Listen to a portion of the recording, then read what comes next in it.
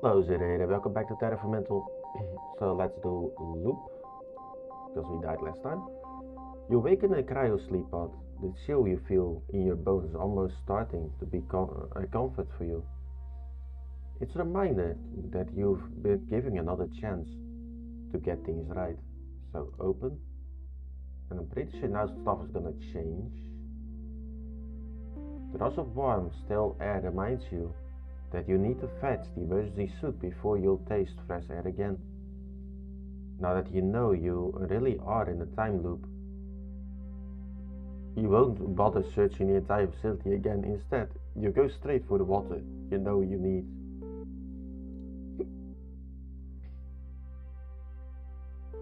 Yeah, now we get combined actions. As you quickly down the bottle of water, you consider your next move. There's no doubt at this point that you're stuck in a time loop, but even if you assume it's due to the artifact you touched, that still leaves a lot of unanswered questions. On the upside, it seems that you'll be able to find all the answers sooner or later. So long as you don't give up. You made it to the coordinates and learned that there's another facility there, Laurion. There's definitely more for you to explore and learn there. You just have to get there faster. Yet also need to be better prepared for the challenges you find there. So this one we don't want to do, because there's a few of the red ones. That's food synthesizer. So let's go repair main generator first. Oh no, wait, extract water bottle. Get these three first.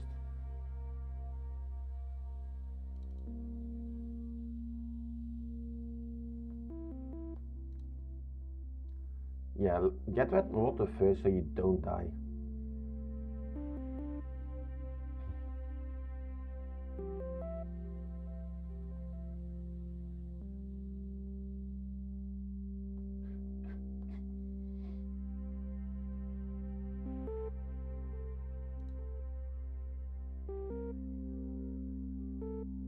Yeah, even though it's not available, we can actually queue it up.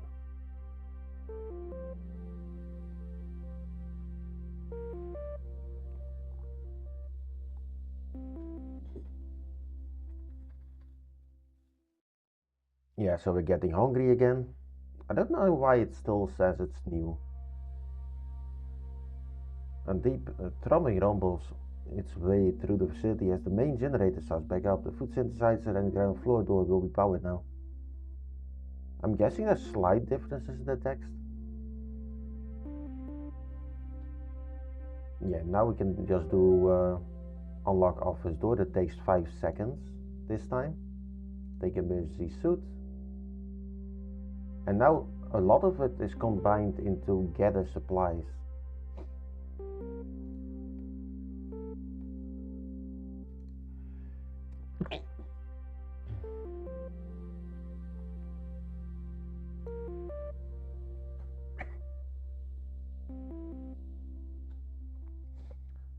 So the moment the carbon filters are dead, we can actually take all the non-essential couplers. So let's queue it up as well. You notice the air has started to smell increasingly foul. The carbon filters have failed. Yeah, you don't get that much time on the carbon filters.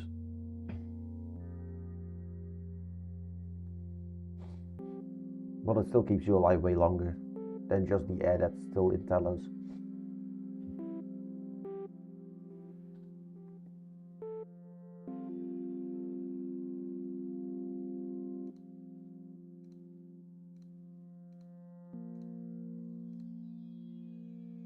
Yeah, that should be all of them.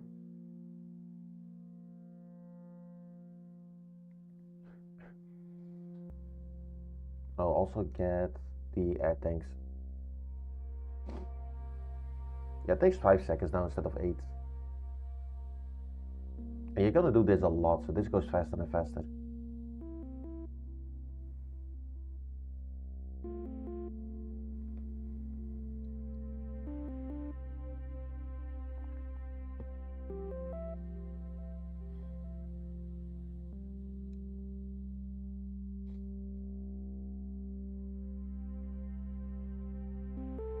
Now we can also queue up repair rover power systems,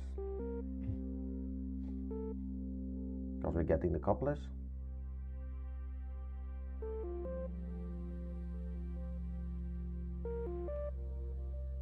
Then before we actually run out of the water and food, we do gather supplies midway through.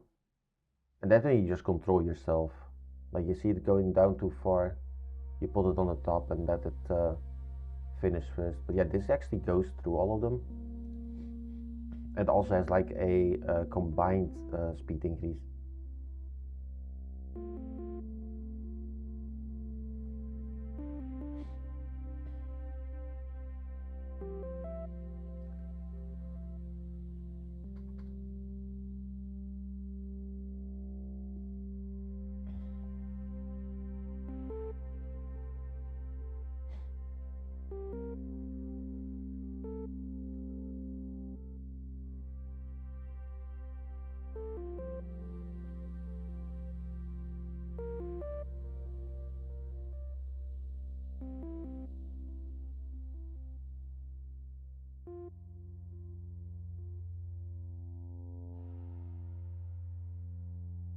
So you have the final stress to repair the hull.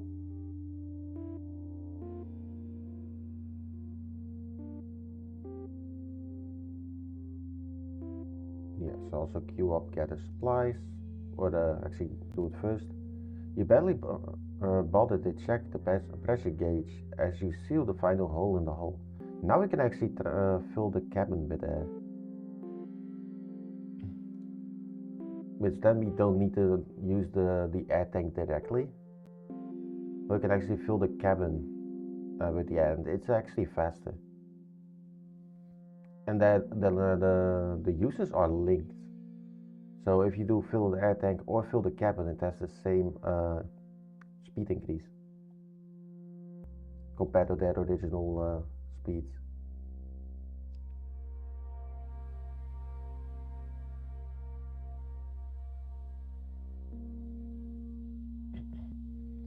But yeah, we're almost through the Telos start already.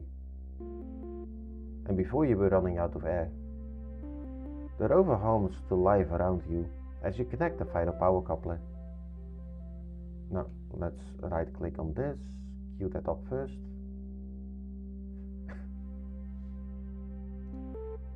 Gather supplies. You figure out a quick way to trick the sensor, releasing a short burst of fresh air into the cabin. It will definitely be faster than filling the air tanks, but while the holes in the hull are patched, they're likely not fully airtight. You might lose a bit of air by using this method, but if the recycler's tank is full, it's only be wasted anyway. So keep all of these. We have the protein bar. Yeah, now we can just leave in rover. After checking the rover systems and your stockpile of food and water, you leave Telos station behind again. Settling in for the long journey you're getting all too used to, you set out at the slowly passing, lifeless landscape, idly wondering what new mysteries you might uncover this time. Well, drive to Laurion.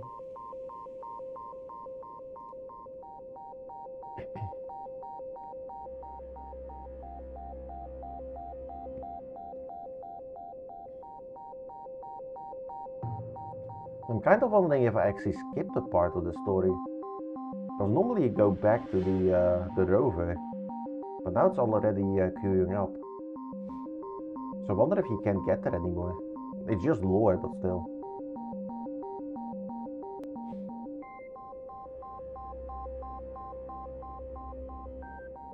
Fill cabin with air.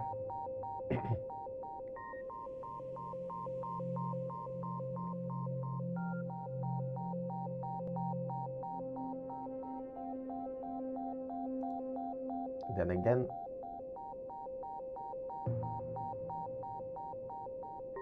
yeah, this originally took 4 seconds, this 8, and now it's at 2.4, and this is 4.8. So this base is faster than this modified speed.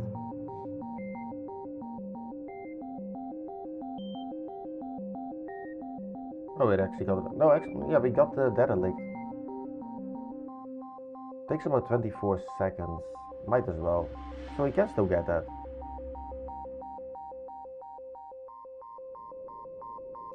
Oh well, if we die, we die, we quickly restart. It doesn't take too long at this point. I do want to get this out of the way. So we don't need to do the bypass anymore.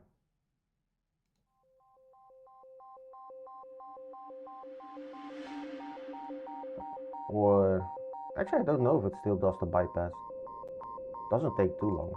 But yeah, we're almost there already. You reach the derelict rover.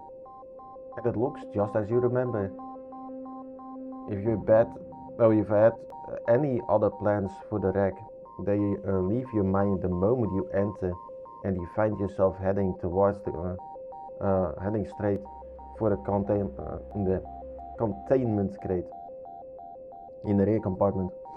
Now that you're here, you can't bear the thought of leaving without making sure the artifact isn't somewhere still inside. So, open containment crate.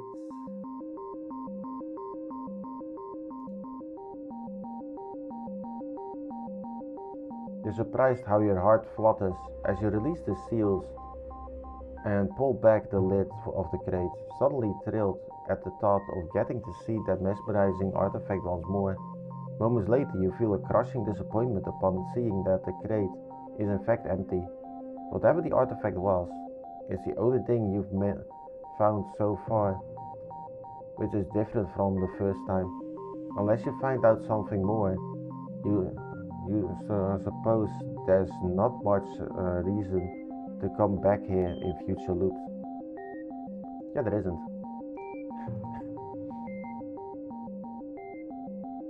Yeah, it takes about 24 seconds to get back.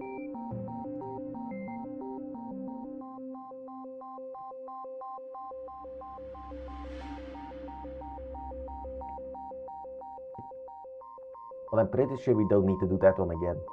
And just lower pieces, and then you can just continue to the normal route. So drive to Laurion will be the only option for a while. So this one takes a bit.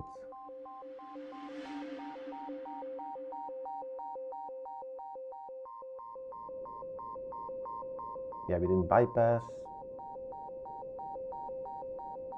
It still takes about 1.5 minutes. Now full cabin.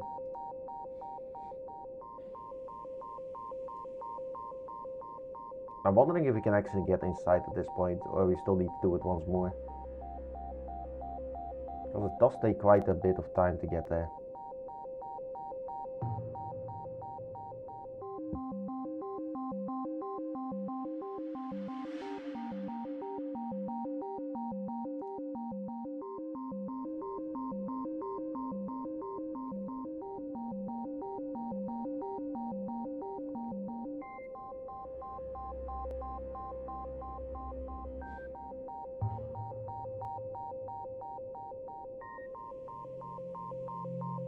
So we're not out of water yet.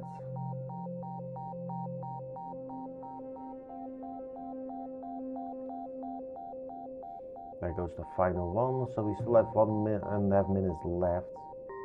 So let's say we have a minute to get inside. We reach the top of the hill overlooking Laurion again, hoping you'll be able to learn more this time.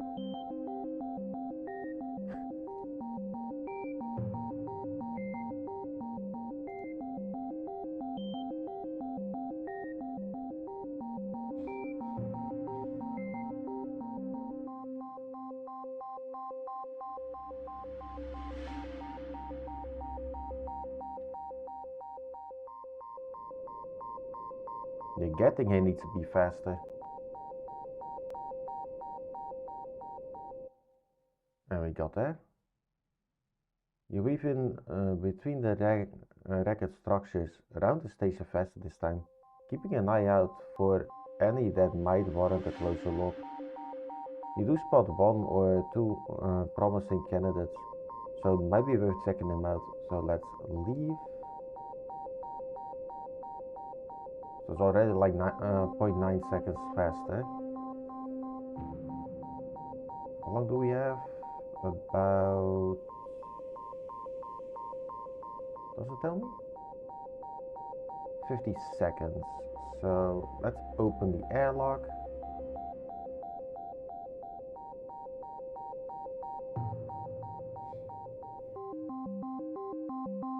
And the vehicle bay.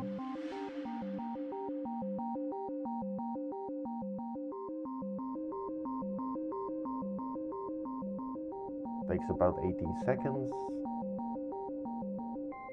Yeah, this one's not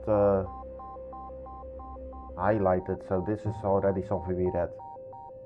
Maybe striking the airlock finally grants you access to the vehicle bay, but it's far from what you'd expected. It seems like someone set up a shantytown with dozens of tents and scrap metal cabins built around the vehicles stored there.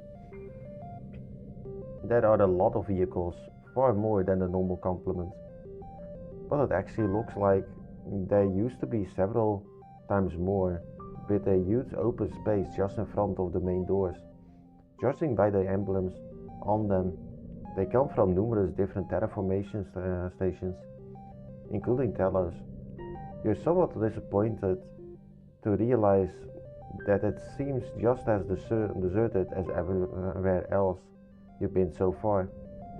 On top of that, the lack of lighting and slight stale smell in the air all but confirms that there's even less power here than there was at Telos when you first woke up.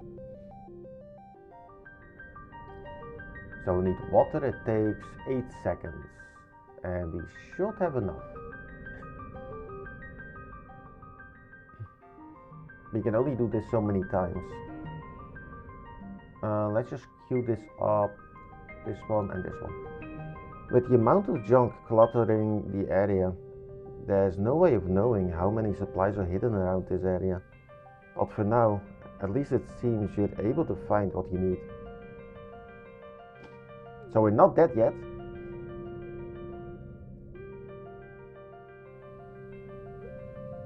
Yeah, and these are persistent, so it looks like you can only find them once.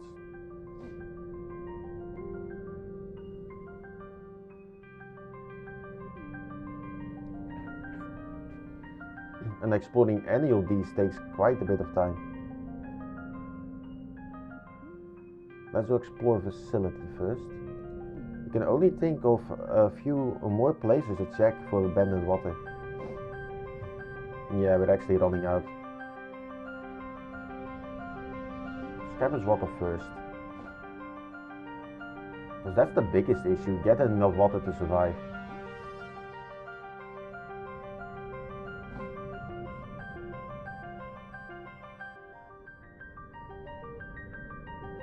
Now it's gone. That's it. The last area you hadn't searched for water around here.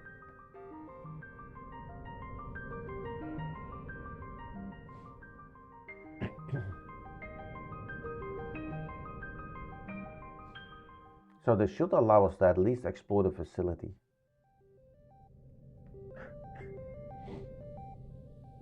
You're definitely running out of places to search for food. Yeah, I don't think food is gonna be my issue, it's gonna be water. There's also no power in this place.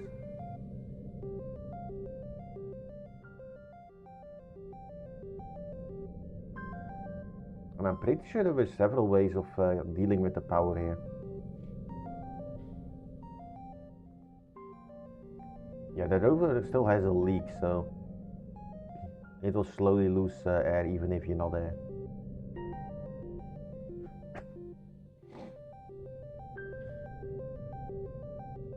And we're about to run out of air. Although the general layout seems very similar to the Telos facility, most of the rooms seem to have been repurposed to accommodate large numbers of people that the designers ever intended. Meeting rooms became mess halls, decontamination rooms used as communal showers, all to support the people who were living in the vehicle bay. The doors to the upper floor and the administrator's office are in the same place. The only one door that is completely unfamiliar to you. Oh, and only one door completely unfamiliar to you. So we can inspect it. Takes most of these take like a few seconds. Inspect upper floor door.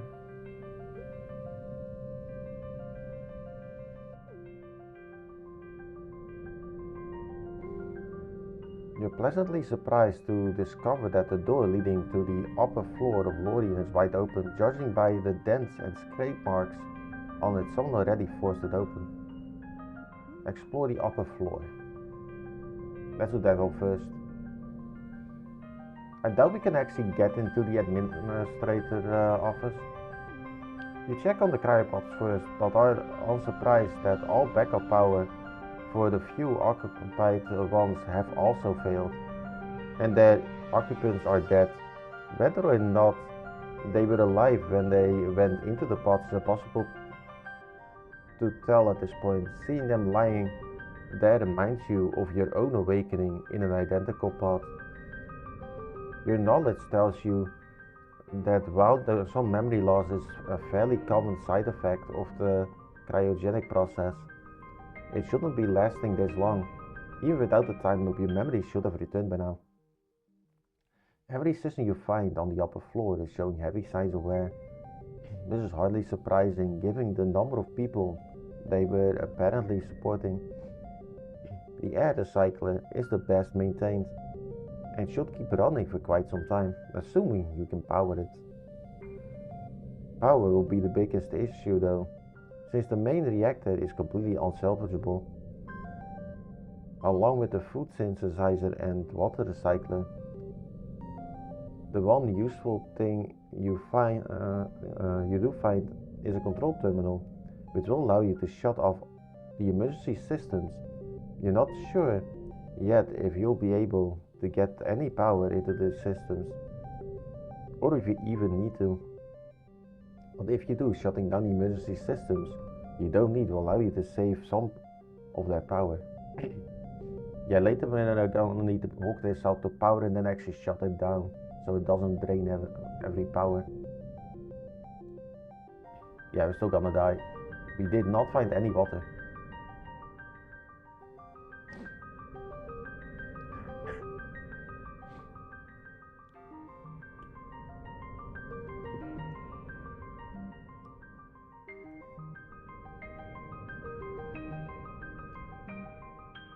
You start considering how you might be able to restore power to this facility, since it seems you won't be getting the main generator back online anytime soon.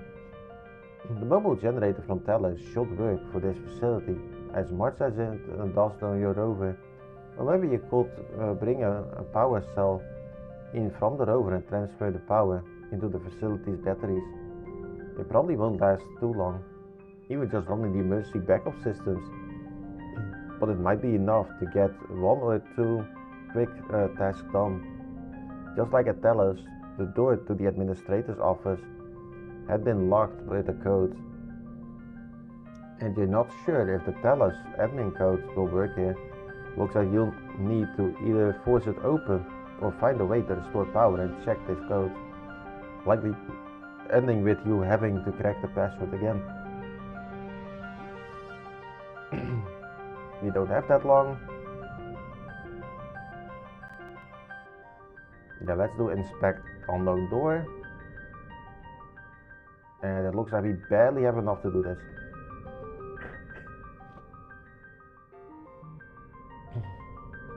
Yeah, now we can actually see power from the rover.